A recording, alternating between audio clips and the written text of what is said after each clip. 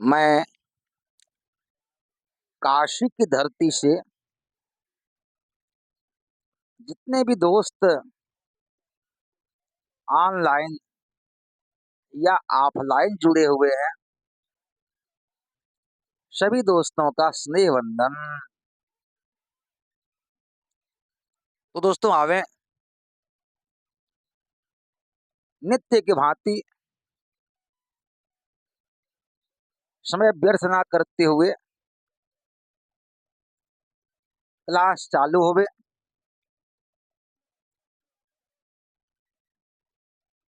सभी लोग अपनी अपनी पुस्तक निकाल लेंगे। मुहूर्त चिंतामणि। दोस्तों, मुहूर्त चिंतामणि के नक्षत्र प्रकरण के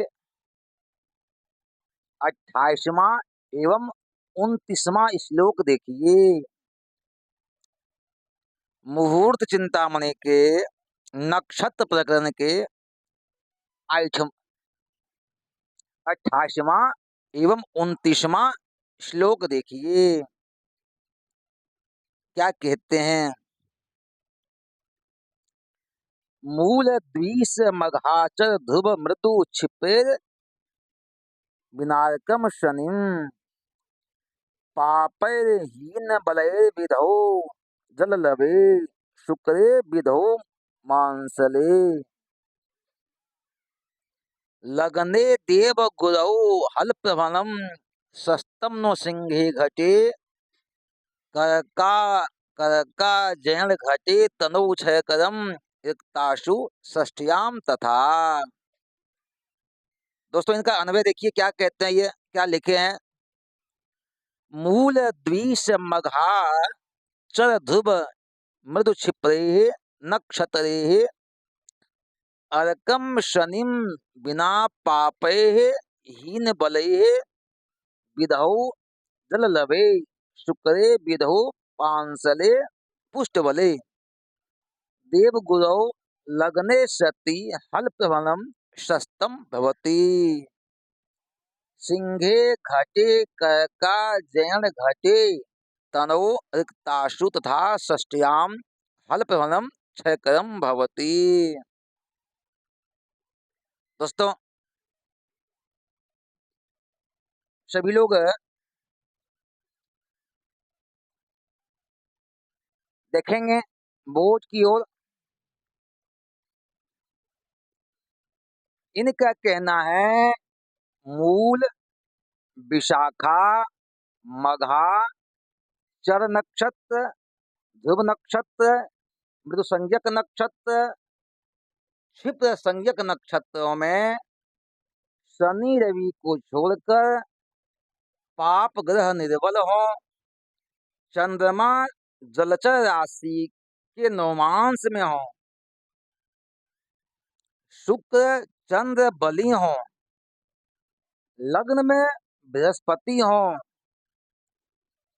तो हल जोतना शुभ है। दोस्तों, हमारा देश कृषि प्रधान देश है। अब तो बहुत सी व्यवस्था आ गई है खेती करने के लिए। अब तो लोग शायद बैलों से हल जोतना बंद कर दिए हैं, बहुत कम हो गया है। अब तो गाड़ियां आ गई हैं। लेकिन पहले के लोग, जो किसान लोग थे ना, वो ज्योतिषी के यहाँ जाकर के उनसे पूछते थे कि पंडित जी, हम हल पे हाथ कब रखें। हाँ दोस्तों, हल जोतने का, हल पे हाथ रखने का मुहूर्त है। हाँ, किसान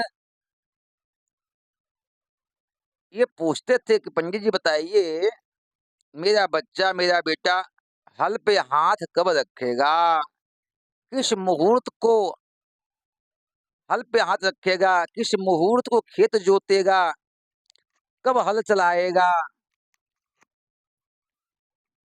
तो दोस्तों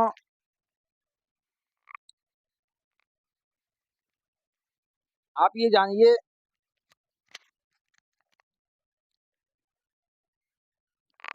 कि हल जोतने का मुहूर्त भी है। अब आवे मूल, विशाखा, मघा, चर संज्ञक। दोस्तों हम पहले भी आपको बता चुके हैं कि चर संज्ञक नक्षत्रों में है कितने नक्षत्र हैं। तो आइए, चर संज्ञक में स्वाति हो गए, स्वाति, पुनर्वसु, श्रवण,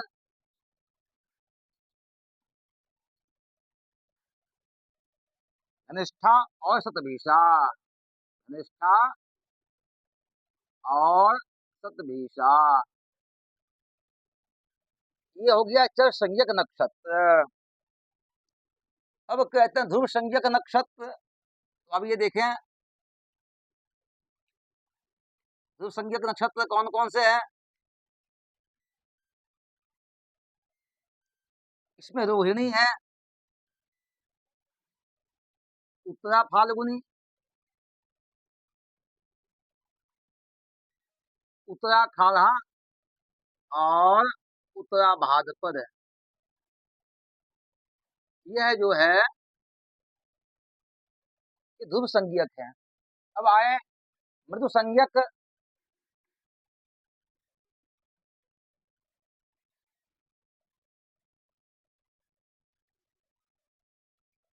इसमें कौन कौन से नक्षत्र हैं।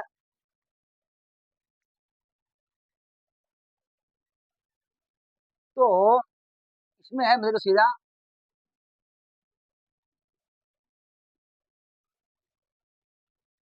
ये पेन ये चल नहीं पा रहा है।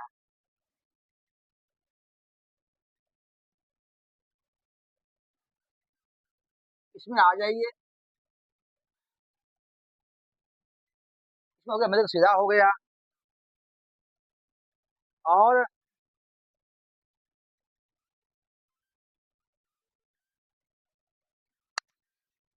रेवती, चित्रा, मृगशिरा, रेवती, चित्रा और अनुराधा, ये हो गए मृदु संज्ञक। अब कहते हैं क्षिप्र संज्ञक। इसमें कौन कौन सा है भैया। आइए, इसमें हस्ता, अश्विनी,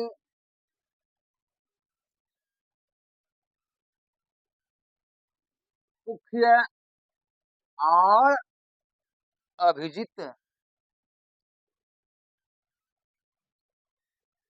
दोस्तों अब आइए पूरा बात समझिए।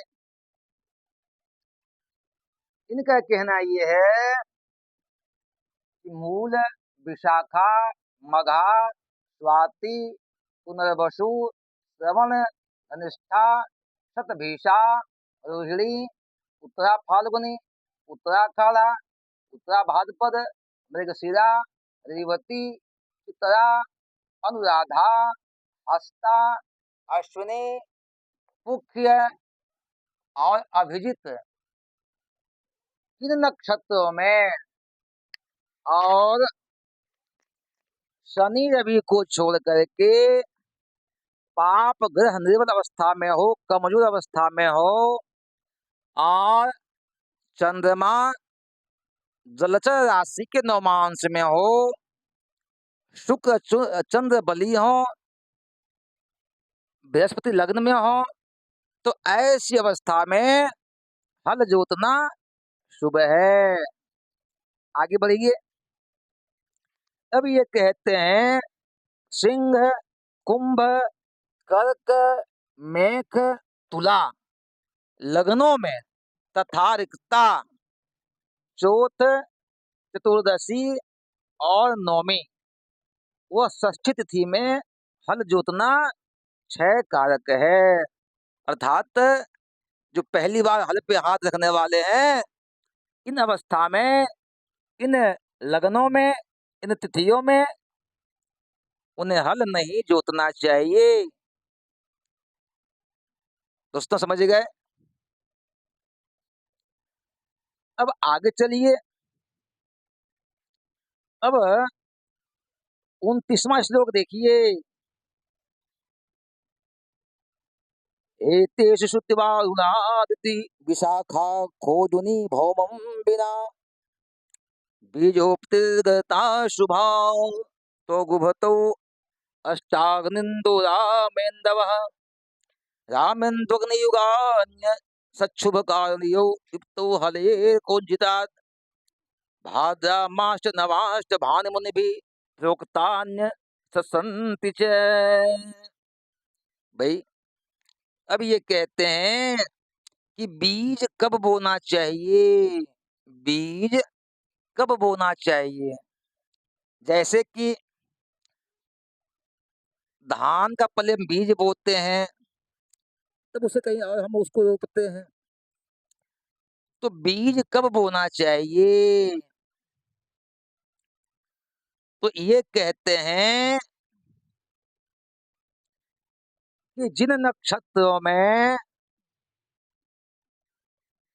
हल जोतने का मुहूर्त है, उसी नक्षत्र में बीज बोना शुभ माना गया है।